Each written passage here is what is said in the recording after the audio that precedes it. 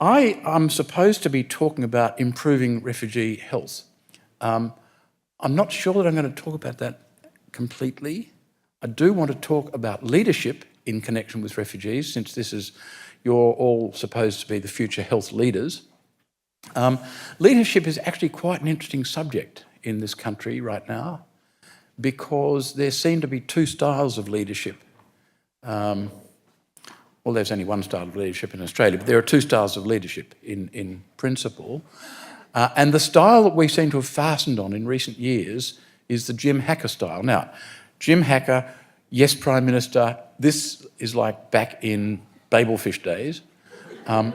It was a BBC television comedy series, but so realistic. It was a bit like In the Thick of It, but anyway, Jim Hacker, who was the pretend Prime Minister of Britain in Yes, Prime Minister, once famously said, speaking of the population at large, "I am their leader, I must follow them." And that is the Australian style of leadership today. They check what people want, and then they say, that's what we'll do because the people want it. It's actually not leadership at all, it's followership.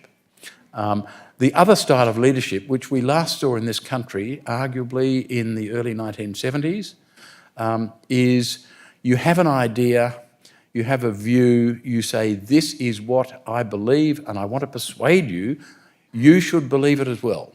That's leadership, persuading people to follow your ideas because you have worked out those ideas are the best. Doing what the people want may be popular, but it's not leadership by any means. Now, obviously, well, the only area in which people have ever heard of me is in connection with refugees. In relation to refugees, the leadership has been utterly dismal. It started off at the time of the Tampa episode. Now, looking around, maybe some of you were born when Tampa happened, but you were probably in short pants and going to primary school. The Tampa was a Norwegian. Does anyone recognise reference to Tampa? This is post-Babelfish. The Tampa was a Norwegian cargo ship which was asked by John Howard to go to the rescue of a small refugee boat in the Indian Ocean, which was known to be on its way towards Australia and was falling apart and sinking. The captain of the Tampa went, found the boat, the Palapa, and thought on a quick view that maybe there were 40 or 50 people on board, and was astonished when he counted 438 people onto the deck of the Tampa. Because the Tampa is a cargo ship, it didn't have accommodation for all those people, so they were all huddling together on the decks of the ship, along with a number of containers, cargo containers. A number of the people he'd rescued, most of them were Hazaras from Afghanistan, and for those of you who don't know, Hazaras are a minority group in Afghanistan, descended from Genghis Khan, it is thought. When they moved into the area now called Afghanistan, they were Buddhist. And you may be familiar with the idea that in, I think, February 2001, the Taliban destroyed the famous Bamiyan Buddhas, two enormous carved Buddhas in the mountainside in Bamiyan, which had been carved by the Hazaras not long after they came into the area, which was subsequently called Afghanistan. The Hazaras eventually converted to Islam, but they made a big mistake. They converted to the Shia division of Islam instead of the Sunni division of Islam, and the distinction is line up Shia Islam with Catholic Christianity and line up Sunni Islam with Protestant Christianity. And remember how things were in the England of Queen Elizabeth I or in Ireland during most of the 20th century, and you get the picture. Now, the Taliban are Sunni Muslims, and the Taliban regard it as their holy duty to kill every Shia they can. The Hazaras have the distinct disadvantage that because they're descended from the Mongol hordes, they look distinctly different from the other tribal groups, ethnic groups in Afghanistan. So the Taliban are hell-bent to kill off all the Hazaras they can, and so the Hazaras began fleeing Afghanistan in increasing numbers from about 1999. Most of the people rescued by the Tampa on the 26th of August 2001 were Hazaras fleeing Afghanistan. A number of them were in a pretty bad way. There were pregnant women, there were older people, some people were unconscious because of the difficulties of their voyage. And so the captain of the Tampa headed towards Christmas Island, which is a speck of Australian sovereign territory in the Indian Ocean. As he headed that way, the Howard government, who'd asked him to rescue the people, refused the Tampa permission to enter the waters off Christmas Island. The captain of the Tampa, acting in the finest traditions of the sea, defied John Howard. The Tampa steamed into Australian territorial waters off Christmas Island, and Howard did a couple of things. He shut the airspace over Christmas Island, created an exclusion zone so that no enterprising journalist would be able to come in a light aircraft and photograph the people on the deck of the Tampa. And he sent out the SAS, who boarded the Tampa and took control of the bridge at gunpoint to prevent the Tampa from docking at Christmas Island. And then there was a standoff. And we saw the standoff because some journalists on Christmas Island, using very long telephoto lenses, managed to get photographs, distant photographs of the Tampa with the refugees on the deck.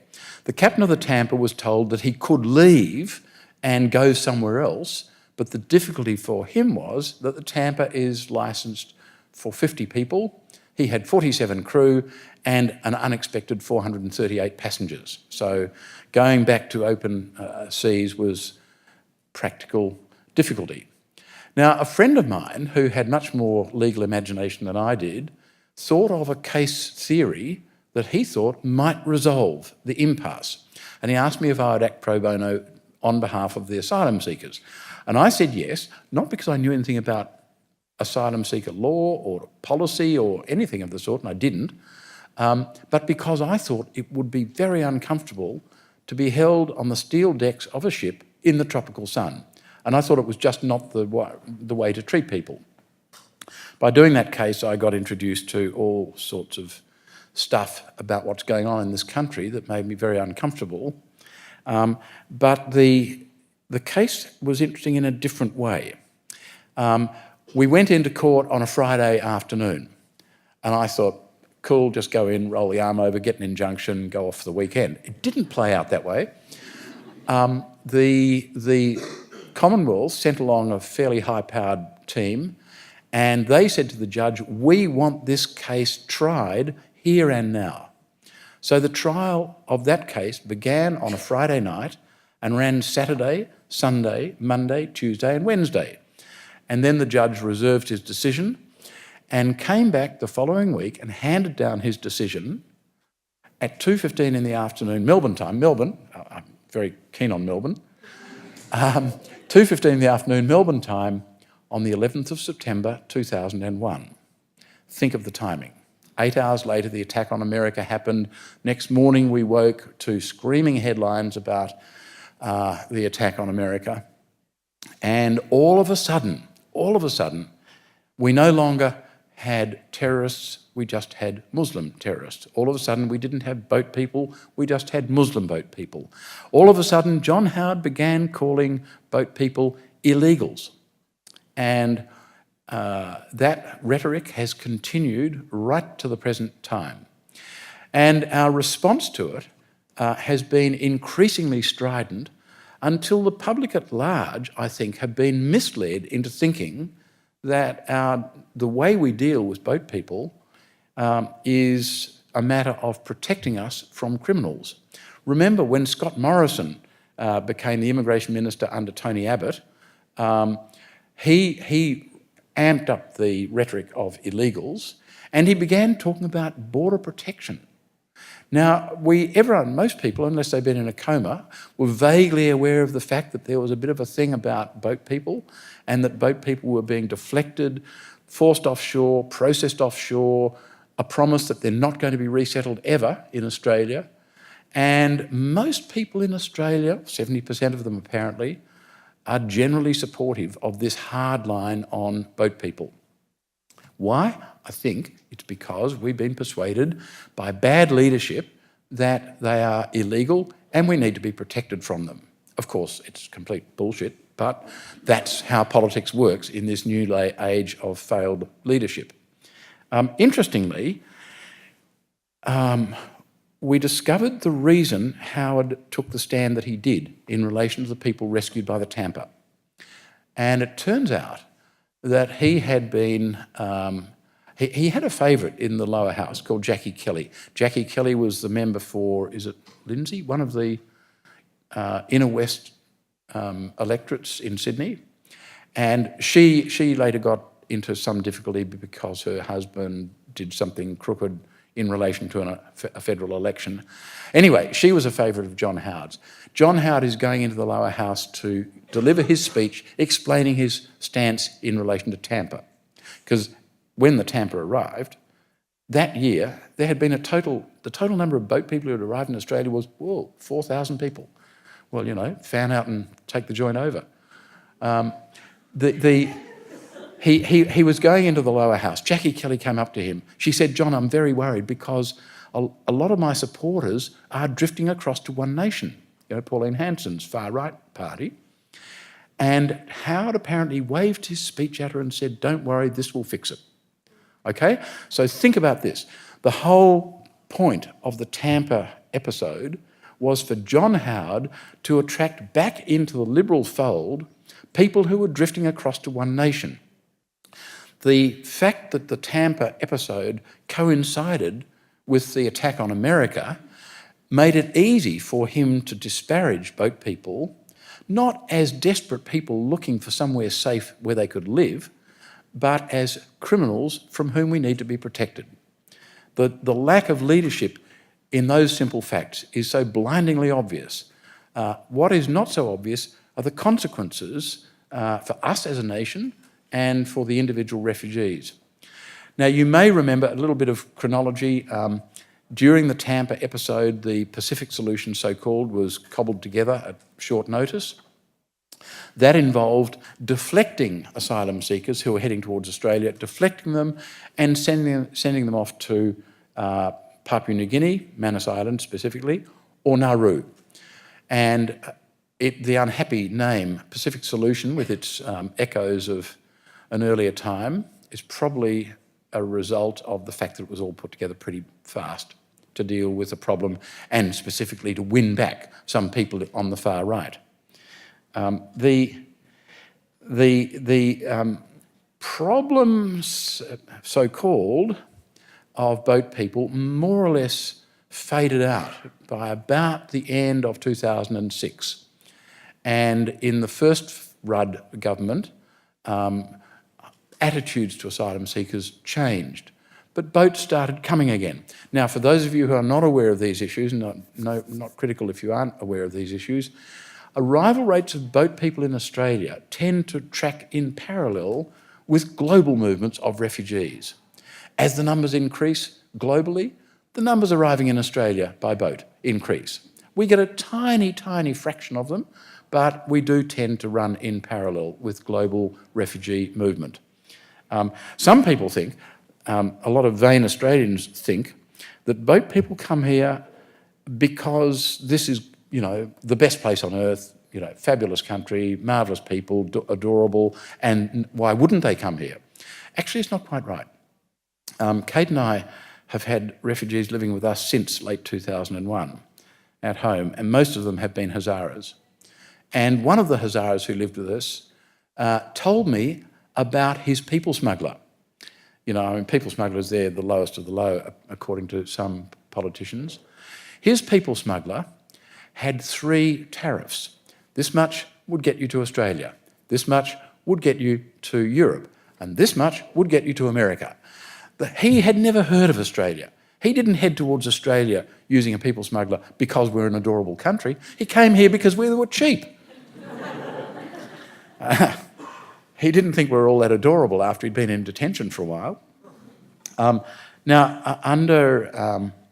the second Rudd government, the Pacific solution was suddenly amped up again, and then under Abbott and Morrison, it became its present truly horrendous self.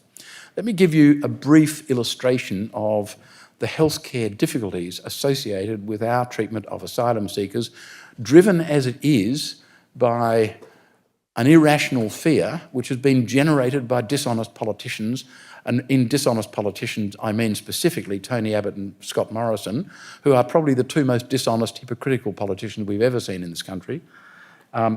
Those politicians, what they do, when asylum seekers, boat people get to Australia, there are three streams. You need to understand there are three streams of asylum seekers or refugees who come to Australia. One stream are the people who we bring in our offshore resettlement scheme. We send people out to refugee camps overseas, hand-pick refugees, bring them to Australia, resettle them. It's a brilliant scheme. Not every country that has signed the Refugees Convention does it. We should be very proud of it. So that's the first stream of refugees. Most Australians have no idea that it exists or of the people who come here under that scheme. Second scheme, people who come here by aeroplane and seek asylum. Now, the people who come here by aeroplane have got a natural advantage. A, they're able to get travel documents from their country of origin. This is not easy if you are a persecuted minority in a country. The country will not always be very helpful in your attempts to leave. In some countries, in fact, it is a criminal offence to leave without the permission of the government. Secondly, if you're coming to Australia, you have to have a visa in advance of boarding the aeroplane. And that's because, and if you've been travelling back to Australia from overseas, you'll notice that the airline staff, amongst others, are very fussy about your documentation. They check and double check and triple check that you're allowed to get on the plane. They check your passport. If you don't have an Australian passport, they check your Australian visa to make sure you will be allowed into Australia. Why? Because Australia says, you, airlines, if you bring someone into Australia and they're not permitted in, you have to take them back to the point of embarkation at your own expense. That's why they're careful. Now, if you can't get a visa to come to Australia or you can't get travel documents from your country of origin, then you cannot come to Australia by aeroplane. It's much cheaper by aeroplane than it is using a people smuggler, and it's much safer. But if you can't, well, then you're condemned to the last group, and that is people who use people smugglers and come by boat. Now, it's very interesting to compare. I mean, you know, boat people are the ones who are the target of vilification and have been since the time of Tampa in 2001. And that vilification has been increasingly virulent and dishonest. It's quite interesting to reflect on the fact that plain people are never put in detention. They come in, they clear passport control, and then they apply for a protection visa. And when their initial visa, you know, tourism, study, business, whatever, when that expires, they get given a bridging visa so they can remain in the community. Most Australians wouldn't have the faintest idea that that person sitting opposite them in the bus is actually an asylum seeker who arrived by aeroplane.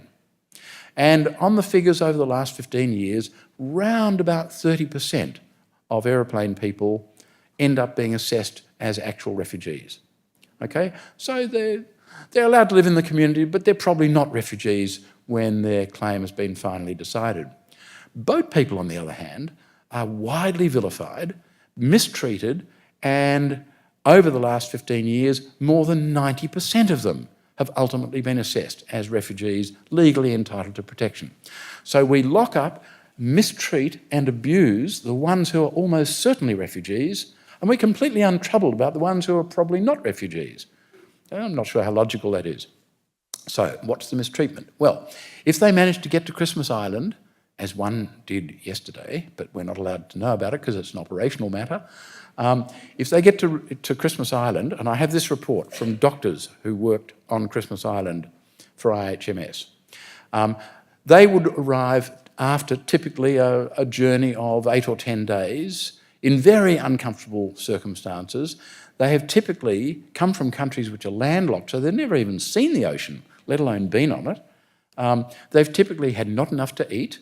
They've typically had no opportunity to wash or change their clothes or anything of the sort.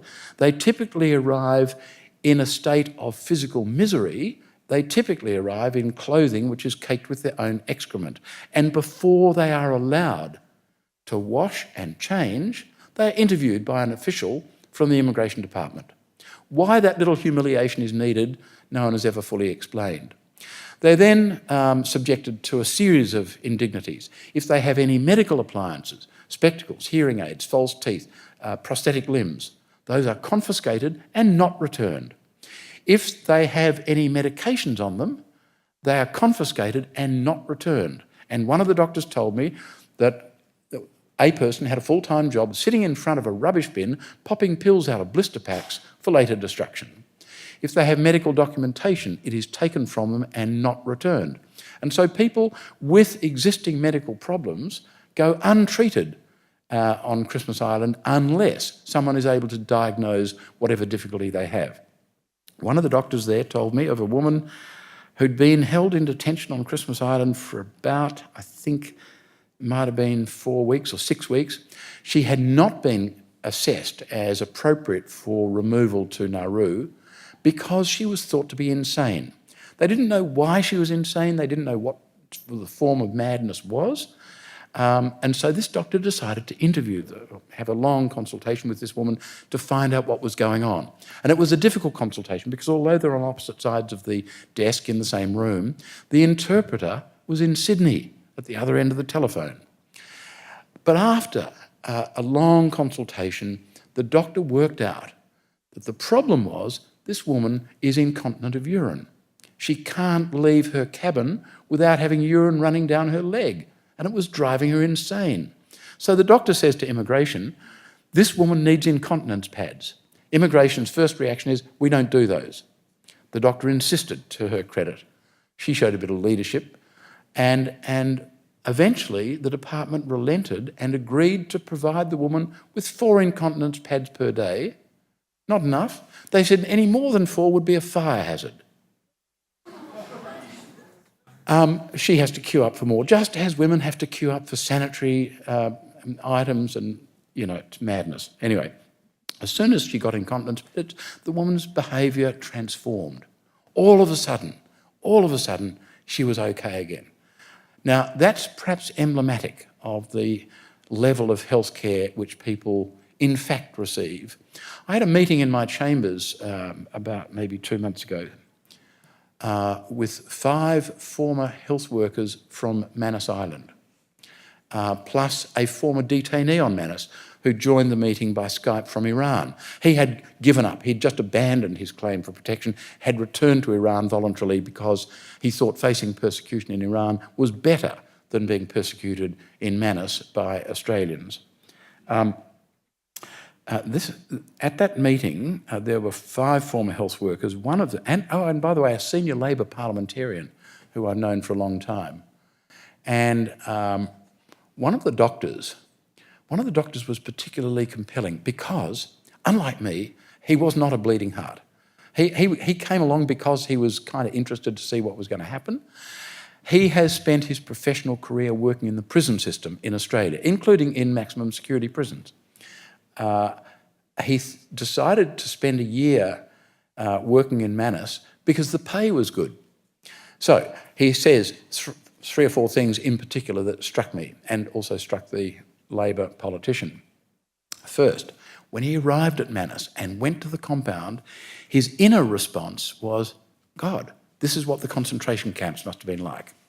Second, within a very short time, he formed the view that the conditions in which they're held there and the way they are treated there was 100 times worse than anything he has seen in any Australian prison, including maximum security prisons. And it's worth interrupting this narrative to point out that although these people are called illegals, they have not broken any law by coming to Australia and asking to be allowed to live in safety. So we treat innocent people worse than we treat criminals. And he made the point that, for example, none of the people detained on Manus get adequate medical treatment. None of them. The universal prescription for anything, any problem, is Panadol. And sometimes they might get something different, but basically the facilities are not there for adequate medical care. He made the point that they are routinely humiliated. If a detainee on Manus wants to go to the toilet, he has to apply for toilet paper.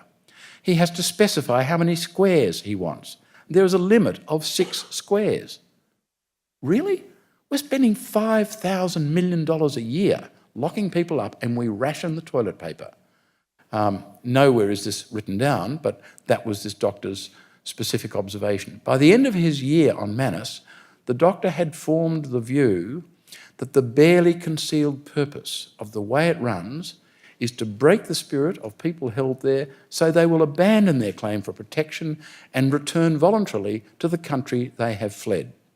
Now, it's not really necessary to point out how shameful that is. There is, in the last few days, there has been a vivid example of the indifference, the callous indifference of the whole system. Transfield, IHMS, the Department of Immigration, and to the extent that they get a look in, the new PNG authorities. There's an asylum seeker on Manus at the moment who has been on a hunger strike for 7 months. In the last few days, he has stopped accepting any liquids, and they cannot rehydrate him intravenously. If they give him any water to drink, he vomits immediately.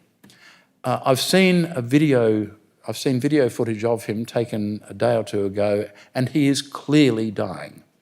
He had some kind of a fit a couple of days ago and started bashing his head on the wall. He was taken into hospital on Manus, bleeding from the nose, the mouth and the ears, and also discharging a clear liquid along with his bleeding. He was held overnight in the hospital and then returned to the camp. A number of people have said he really needs proper medical help. He is on the brink of death. A letter was sent yesterday to the department, to the Minister's office, to IHMS and to Transfield, putting them on notice that this man is at risk of dying for lack of proper medical care, and none of them have even responded. None of them have responded. It will not be surprising if he dies in the next couple of days, and if he does, it will be because the system is not even interested in trying to save him. Now, there's another interesting thing about this. We know that a dominating consideration in the treatment of people in detention has been to deter boat people from trying to get to Australia. They are solving the boat people problem. That's the language. And part of the deterrence is reflected in this. There are people held in Manus who have managed to be accepted by other countries, European countries typically. They've been offered protection in those countries, and they asked to be allowed to leave Manus and go to the country that will offer them refugee protection. And Australia will not let them go, because Australia is concerned that Manus would then be seen as a way station to proper protection in another country, and they want it to be a dead end. And so they are simply saying, no, you cannot leave. About 70 or 80% of people held on Manus and on Nauru have been processed and have been accepted as refugees legally entitled to protection, but they are not welcome in the community. And they're not going to be allowed to be in the community for longer than 5 years. And then, what do? After 5 years, having lived in a hostile environment in PNG or in Nauru, after 5 years, they will have to face the prospect of finding some other country, if they can get to it, and applying for refugee status there, and no one can tell them how, if at all, they will be able to get to another country to find protection. It is the idea that you are accepted as a refugee and you're then treated even worse than you were treated in the country you fled, and you know that after 5 years you'll have to find some other place to go, is having its own consequences for people, mental health consequences for people who are held in Manus. Now, the question is, why? Why does Australia treat people like this as cruelly as we do? You know, this is going to sound polemical and I apologise, but about 10 years ago, I did a bit of a survey of the Nuremberg laws. The Nuremberg laws was a series of laws passed after Hitler became Chancellor of Germany in 1933. And the Nuremberg laws notoriously were targeted at Jews. And initially, there was a law which said that if you belong to a particular group, namely Jews, you can't get a job in the civil service. And then there was a law that said if you belong to that particular group, you can't get a driver's licence. And then there was a law which said that if you belong to that particular group, you can't bathe in certain public areas. And then in 1939, after Kristallnacht, there was a law which said if you belong to a particular group, namely Jews, you can be locked up, even if you have not committed an offence or are not charged with an offence. Well, we jumped to the end point in 1992, and we brought it to a high art in 2001. You can be locked up indefinitely if you belong to a particular group, namely asylum seekers, even though you've committed no offence, even though you're not suspected to be a risk to anyone. And this was brought into very sharp focus, in 2003 or 4. There was a guy who had come to Australia as a boat person claiming refugee status, asking to be protected, asking to be given a safe place to live. And he was rejected in his initial application, and many of them are rejected in their initial application, but then on a merits review, a different decision is put in place and they're accepted. He could have appealed his rejection, but that would have meant probably another 4 or 6 months in Woomera Detention Centre. He couldn't bear it in Woomera. Now, at that time, the Migration Act says that if you are a non-citizen in Australia and you do not have a visa, then you must be detained and remain in detention until you get a visa or until you're removed from Australia. Well, he's been refused a visa. So he said, just send me, I can't bear it any longer. Just remove me from Australia. I'll sign any paperwork you want. Just get me somewhere else. But they couldn't remove him because he is stateless. He was a stateless Palestinian. So what do? Both of the doorways out of detention were locked. No visa, can't be removed. The Howard government argued all the way to the High Court that that man, not guilty of any offence, not suspected of being a risk to anyone, could remain in detention for the rest of his life. And by a majority of 4-3, the High Court of Australia said that's what the Migration Act means. With that meaning, it is constitutionally valid. Now, I can't still get my head around the fact that a government in a country like this would argue for the right to lock up an innocent person for the rest of their life. But they did. And now, of course, they say, well, we'll just shunt you offshore, we'll disparage you as criminals, we'll tell the public that we're protecting them from you, and you can suffer what fate befalls you. And what fate befalls you is you get treated like Mohammed al-Baridi and you'll be left to die there, or like Reza Barati. I wonder how many people picked up on the fact that in February last year, an asylum seeker called Reza Barati was killed on Manus. Reza Barati, who had fled Iran, I think, was killed on Manus, and initially Scott Morrison said that Reza Barati had escaped the camp and was killed outside the camp by locals. He had to withdraw that later because it was untrue. Reza Barati was killed inside the camp by the guards who were there to protect them. Within a couple of weeks of Reza Barati's death, I had received eyewitness accounts by a number of people, but one in particular was very striking. This guy said, who was a friend of Reza Barati, said that Reza Barati was running towards his cabin where the 3 or 4 of them would sleep each night. He was trying to get back to his cabin when he was confronted by one of the guards, who is named. The guard apparently had a long plank of timber with 2 long nails driven through the far end.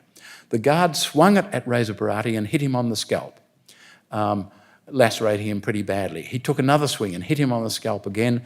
Reza Barati then fell to the ground, bleeding profusely from the scalp. He was then surrounded by a dozen guards, other guards, who took it in turns to kick him in the head and in the torso. And then another guard, a Salvation Army worker, who is named, picked up a large rock and brought it crashing down on Reza Barati's head, and the eyewitness said, that killed him, and I know it killed him because the next time someone kicked him, he did not flinch. Now, it took from 17 February last year until September of this year for anyone to face trial for the killing of Reza Barati. The eyewitness I've just referred to, his name is Behnam Sattar, was terrified as he gave evidence in the trial. He had been monstered by the guards not to give evidence against the person who killed Reza Barati. And I've had this report from 3 independent sources. Behnam Sattar and another eyewitness were taken into one of the small cabins by Wilson Security guards. Wilson Security, remember, an Australian firm who accept huge payments from Australia to provide guard services in Nauru and Manus. The Wilson Security guards took Behnam Sattar and the other eyewitness into a small cabin and tied them to chairs and beat them up. They then said, if you don't withdraw your eyewitness statements, we will take you outside the camp where you will be publicly raped by PNG locals. The PNG locals hate the asylum seekers. The asylum seekers are so scared of the PNG locals that even when they are assessed as refugees and are given a protection visa in PNG, they are afraid to leave the camp and go into the accommodation that's been provided elsewhere on Manus. That's what people face. That's probably why it took so long for anyone to stand trial for the murder of Reza Barati. So there's a couple of interesting questions about this. Why does a country as civilised as Australia behave in such a brutal way towards a group of innocent human beings? And part of the reason, I think, is political cowardice and complete absence of leadership. I mentioned the meeting in my chambers with the 5 former health workers from Manus and the guy from Iran and the senior Labor politician. The senior Labor politician spoke to me after that meeting. He said he was shocked to hear what is going on in Manus. He was not aware of it. He then said, without a pause, of course, it would be political suicide for us to take a soft line on boat people. Now, that, I would have thought, is the exact opposite of leadership. He can see something very wrong is being done in this country, but he's not willing to say it shouldn't happen because that would be political suicide. Whether it would or not, I don't know. It depends on what theory of leadership you follow. But if your theory of leadership is, I can see the problem, I can see the answer, this is what we should do, let me persuade you to agree with me. That's what leadership amounts to. That's what we conspicuously lack in Australian politics, with a couple of honourable exceptions like Melissa Park and I think Richard Di Natale as well. I think he could play pretty well as a leader. The dark side of this, that was the bright bit, okay. The dark side of this, I think, is how it's all happened. I actually have great faith in Australians. I think most Australians, if asked whether they thought human rights were important, most would say yes. 95%, I think, would say yes. And they'd be sincere about it. At the fringe, of course, we have people who regard human rights with contempt, who are explicit racists.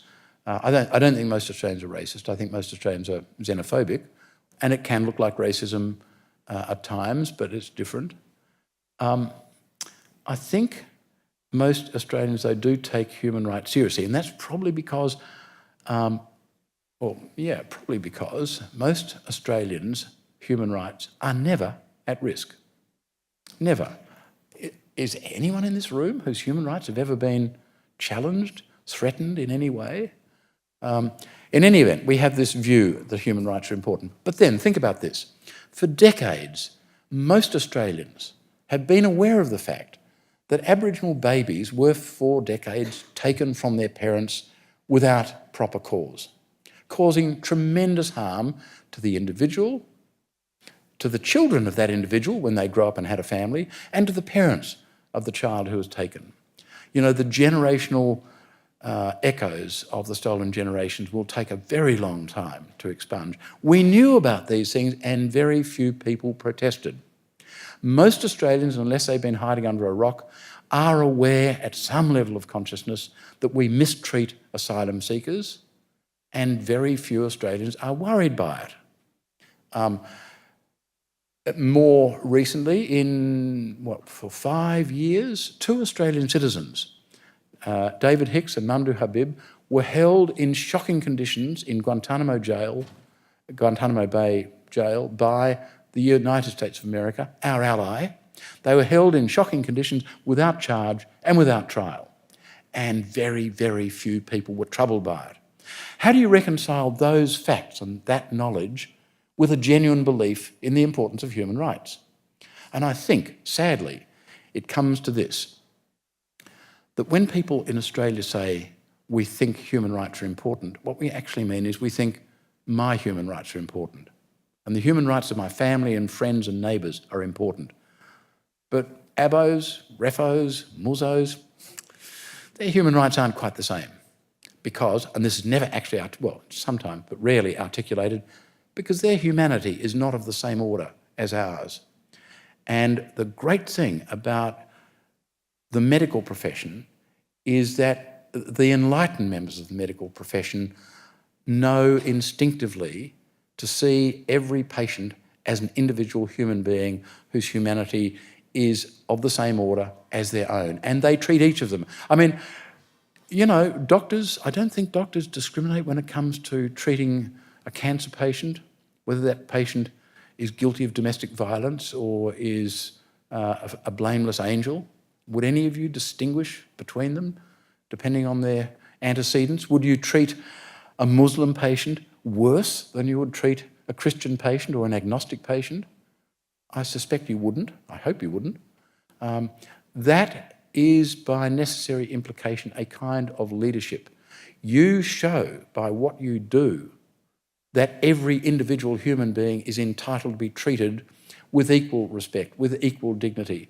And that is the thing that we are demonstrably failing in Australia, because we've been misled by dishonest politicians who do not understand what leadership really is about. Thanks very much.